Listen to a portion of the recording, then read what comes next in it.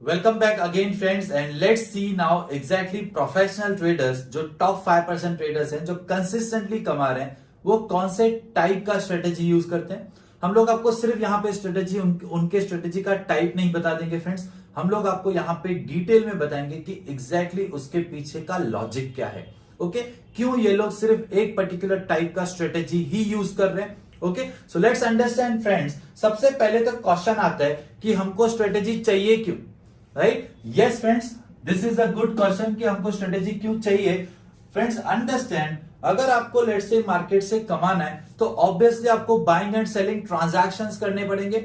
Okay, ये buying and selling transactions कहां पे करना है, सो लेट्स से एंट्री कहां पे लेना है और एग्जिट कहां पे होना है, ये डिसीजन लेने के लिए हमको स्ट्रेटेजी होनी चाहिए। ओके, सो लेट्स से ये बहुत ही बेसिक है फ्रेंड्स। अगर आपका बुलिश व्यू पॉइंट है, बुलिश व्यू पॉइंट मींस अगर आपको लग रहा है मार्केट ऊपर जाएगा तो आप लॉन्ग का ट्रेड लोगे। लॉन्ग का ट्रेड मींस व्हाट, आप पहले बाय करोगे, बाद में या तो प्रॉफिट पे या तो लॉस पे आप सेल करोगे। ओके, और अगर आपका व्यू पॉइंट बेयरिश है, इट मींस आपको लग रहा है मार्केट नीचे जा सकता है, तो आप शॉर्ट का पोजीशन लोगे। इट मींस आप पहले सेल करोगे और बाद में बाय करोगे प्रॉफिट या लॉस पे।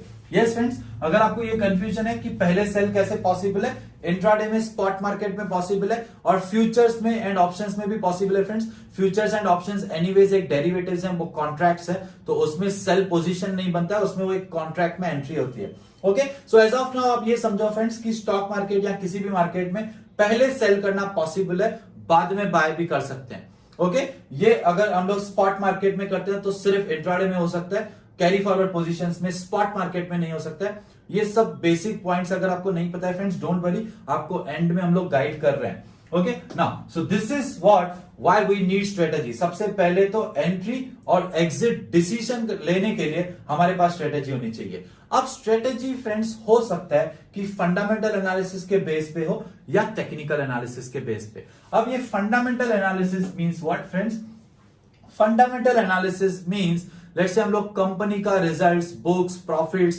या कंपनी का बैलेंस शीट देख के, या वो कंपनी में कितने डायरेक्टर्स हैं, या बहुत सारे रेशोज होते हैं, फाइनेंशियल रेशोज को देख के, बहुत सारे फाइनेंशियल रेशोज को देख के हम लोग डिसीजन ले सकते हैं कि एग्जैक्टली कहां पे बाय करना है, कहां पे सेल करना है। ओके, वॉरेन बुफे जी फ्रेंड्स आज तक फंडामेंटल एनालिसिस करते हैं, बट वो फ्रेंड्स ट्रेडर नहीं है, वो एक इन्वेस्टर है। ओके, यहां पे फ्रेंड्स हम लोग बात कर रहे हैं ट्रेडिंग करियर की। इट मींस आप ट्रेडर कैसे बन सकते हो। So friends understand, fundamental analysis कभी भी इन्वेस्टमेंट के लिए बेस्ट है, ट्रेडिंग के लिए बिल्कुल भी सही नहीं है। Now what is the logic and why I am saying this. Let's say market कुछ इस तरह मूव कर रहा है सपोज, ओके, एंड आपको फंडामेंटल एनालिसिस करके आपने डिसीजन लिया हुआ है XYZ कहां पे भी बाय करने का, सपोज, राइट? फ्रेंड्स अंडरस्टैंड, ये जो फंडामेंटल एनालिसिस है ना, उसकी वजह से ये जो रिट्रेसमेंट्स है, इनको रिट्रेसमेंट्स या करेक्शंस बोला जाता है। ओके, ये जो रिट्रेसमेंट्स है ना, ये फंडामेंटल एनालिसिस से आप कैच नहीं कर पाओगे। ओके, और ये जो रिट्रेसमेंट्स है, ये रिट्रेसमेंट्स की वजह से ट्रेडिंग में आपको बड़े लॉसेस हो सकते हैं। इन्वेस्टमेंट का कोई टेंशन ही नहीं है फ्रेंड्स, इन्वेस्टमेंट देखो तो लॉन्ग टर्म में तो प्राइस ऊपर ही जा रही है। ओके, बट अगर आप ट्रेडिंग कर रहे हो फ्रेंड्स, ऑब्वियसली इंट्राडे कर रहे हो या स्विंग ट्रेडिंग या शॉर्ट टर्म इन्वेस्टमेंट भी कर रहे हो, अगर आपने ये रिट्रेसमेंट्स कैच नहीं कर पाए फ्रेंड्स, आपको बड़े लॉसेस हो सकते हैं। और ये रिट्रेसमेंट्स हम लोग फंडामेंटल एनालिसिस से कैच नहीं कर सकते हैं। इसीलिए friends fundamental analysis long term के लिए ठीक है, बट ट्रेडिंग के लिए बिल्कुल भी सही नहीं है। ओके, यहां पे फ्रेंड्स नेक्स्ट वीडियो में मैं आपको और एक ब्यूटीफुल कुछ रिजल्ट्स दिखा दूंगा कि कंपनी का रिजल्ट दिया है तो भी मार्केट ऑपोजिट क्यों गया। ओके, तो इसीलिए हमको फंडामेंटल्स ट्रेडिंग के लिए यूज नहीं करना चाहिए। So this we will guide you in the next video. आपको हम लोग रिपोर्ट्स दिखा देंगे एग्जैक्टली कि देखो क्या हो रहा है, इसीलिए फंडामेंटल्स फिलहाल यूज नहीं करना चाहिए ट्रेडिंग के लिए। Okay, it means what, technical analysis he use करना है। ओके, नाउ टेक्निकल एनालिसिस में हो सकता है हमारा स्ट्रेटेजी प्राइस एक्शन के बेस पे हो या इंडिकेटर के बेस पे हो। ओके, नाउ अगर हमारा स्ट्रेटेजी प्राइस एक्शन बेस पे है तो क्या हो सकता है, इंडिकेटर बेस पे है तो क्या हो सकता है। सबसे पहले indicator based strategy means what, indicator based strategy means कुछ इंडिकेटर्स हम लोग चार्ट्स पे यूज करते हैं जिससे हमको डायरेक्टली इंडिकेशन मिल जाता है कि एग्जैक्टली हमको कहां बाय करना है और कहां सेल करना है। ओके, आपको स्ट्रेट अवे इंडिकेशन मिल गया कि आप यहां बाय करो और यहां पे सेल करो। लेट्स से MACD क्रॉसओवर हो गया, एक्सपोनेंशियल मूविंग एवरेज क्रॉसओवर हो गया, सीपीआर बहुत सारे लोग यूज करते हैं, आरएसआई बहुत सारे यूज करते हैं, इचिमोकू क्लाउड बहुत सारे लोग यूज कर रहे हैं। Okay, so understand friends, indicator means directly indication मिल जाना कहां बाय करो और कहां सेल करो। Okay, let me tell you one thing friends, अगर 95% लोग लॉसेस कर रहे हैं, इट मींस इतना आसान स्ट्रेटेजी से तो पैसा नहीं बनता होगा। ओके, आप बोलोगे सर ये लॉजिक नहीं है। यस, ऑब्वियसली ये लॉजिक नहीं है, मैं लॉजिक आपको अभी बताता हूं। ओके, सो सपोज मार्केट कुछ इस तरह मूव कर रहा है, सपोज, ओके, और प्राइस एक्शन बेस्ड स्ट्रेटेजी ने हमको यहां पे बोल दिया कि बाय करो। सो प्राइस एक्शन ने क्या कॉल दिया कि यहां पे बाय करो। अगर हमारी strategy let's say price action based है और हमको यहां पे मिल गया डायरेक्टली कि यहां पे आप बाय करो।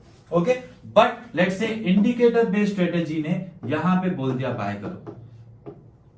Okay, now friends understand, indicator ने यहां पे बोला बाय, प्राइस एक्शन ने यहां पे बोला बाय। अब हुआ क्या फ्रेंड्स एग्जैक्टली यहां पे, अंडरस्टैंड, प्राइस एक्शन में हमको डीपर एंट्री मिल गई। इट मींस जब ये मूव स्टार्ट हुआ तब प्राइस एक्शन हम लोग ने यहीं बाय कर लिया प्राइस एक्शन बेस्ड स्ट्रेटेजी के हिसाब से, एंड इंडिकेटर ने हमको यहां पे बोल दिया बाय। अब सपोज ये जो पिवट है, ये पिवट के नीचे हमारा स्टॉप लॉस है। ओके, सपोज नाउ हो क्या रहा है friends, price action based strategy में हमारा सिर्फ इतना स्टॉप लॉस है। ओके, स्टॉप लॉस है मींस इतना ही रिस्क है, और इंडिकेटर बेस्ड स्ट्रेटेजी में हमारा इतना ज्यादा रिस्क है। ओके, नाउ फ्रेंड्स अंडरस्टैंड, जो टॉप 5% ट्रेडर्स कमा रहे हैं ये प्योरली बिजनेस की तरह कर रहे हैं। प्योरली बिजनेस माइंडसेट ये होता है फ्रेंड्स कि जितना हो सके आपका रिस्क आप कम करने का ट्राई करो। यहां पे friends price action based strategy use करके ही पॉसिबल है कि हम हमारा रिस्क कम कर सकते हैं। Okay, and the most important, price action से फ्रेंड्स हमको मिल सकते हैं 2:1, 3:1 और 5:1 रिवॉर्ड टू रिस्क रेशो के trades. It means 1 rupee risk के पीछे 2 रुपीज रिवॉर्ड, 1 रुपी रिस्क के पीछे 3 रुपीज रिवॉर्ड, या फिर 1 रुपी रिस्क के पीछे 5 रुपीज रिवॉर्ड। ये चीज पॉसिबल है सिर्फ और सिर्फ प्राइस एक्शन से। ओके, और प्राइस एक्शन ही फ्रेंड्स ऐसा टाइप का स्ट्रेटेजी है जिसमें हम लोग ट्रेडिंग प्योरली बिजनेस की तरह कर सकते हैं। बट इंडिकेटर क्या करता है friends, indicator reward to risk 1:1 के ट्रेड्स देता है। ओके, इंडिकेटर स्ट्रेटेजी भी काम करती है फ्रेंड्स, 1 रुपए रिस्क के पीछे 1 ही रुपया रिवॉर्ड मिलेगा। इसके बेसिस पे आप कंसिस्टेंटली प्रॉफिट्स नहीं कर पाओगे। इसीलिए फ्रेंड्स जो टॉप 5% ट्रेडर्स कमा रहे हैं ये प्योरली बिजनेस की तरह कर रहे हैं, एंड अगर आपको भी प्योरली बिजनेस की तरह करना है, सो ये वीडियो का कंक्लूजन ये है फ्रेंड्स कि आपको भी कंप्लीट प्राइस एक्शन सीखना पड़ेगा, आपको भी complete price action based strategy ही यूज करनी चाहिए। ओके, हम लोग फ्रेंड्स एक वीडियो आपको कंप्लीट प्राइस एक्शन पे भी बता देंगे कि एग्जैक्टली प्राइस एक्शन क्या है और इसके पीछे के लॉजिक्स क्या है।